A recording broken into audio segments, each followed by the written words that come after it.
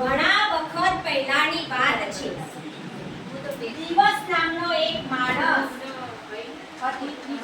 એની બહુનું નામ હતું રાત. એ બહુ સુંદર હતી. એને બે બાળકો હતા, દીકરો સૂરજ અને દીકરી ચંદા. બધા મોજથી રહેતા. એક દિવસ સૂરજ અને ચંદા ફરવા નીકળ્યા. ચારે બાજુ રંગબેરંગી ફૂલો હતા, પતંગિયા હતા, પંખીઓ કલરવ કરતા હતા. અચાનક જોયું તો ઘનઘોર જંગલ. એ શું કરવું? એ જંગલમાં એક મોટો અજગર રહેતો હતો. તે કેટલાય દિવસનો ભૂખ્યો હતો. બાળકોને જોઈને એને ભારે ભૂખ લાગી.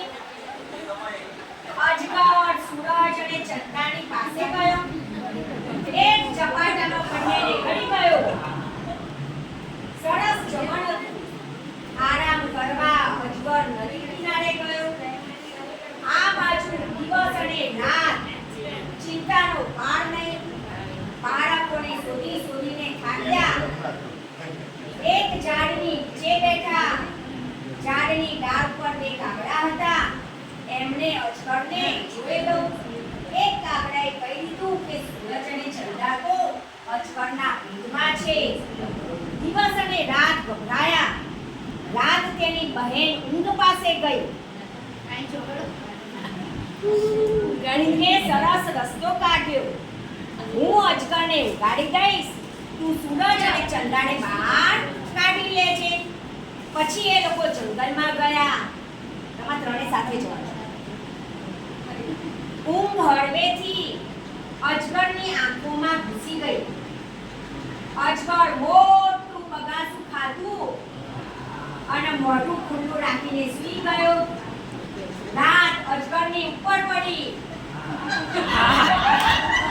બંને બાળકોને બહાર ધકેલી દીધા. બધાએ રહી ગયા. ઊંઘ પણ કૂદીને બહાર નીકળી અને અલોપ થઈ ગઈ. અજગર તો જાગી ગયો. એને બાળકોને દોડતા જોયા. એ એમની પાછળ દોડ્યો. પણ સૂરજ અને ચંદા તો પહાડ પર ચઢીને આકાશમાં